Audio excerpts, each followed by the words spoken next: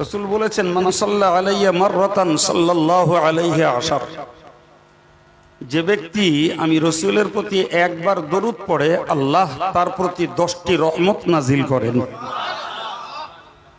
আমরা লক্ষ লক্ষ টাকা নিয়ে কলকাতার কোন শপকিপারের কাছে গেলে, কোন দোকানদারের কাছে গেলে কেউ রহমত বিক্রি করবে না, কোন দোকানে রহমত বিক্রি হয় না। কিন্তু টাকা খরচা করে আল্লাহ আল্লাহর রসুলের হুকুম তামিল করলে তাতে আল্লাহর রহমত পাওয়া যায়। সরাসরি টাকা দিয়ে রহমত কেনা যায় না।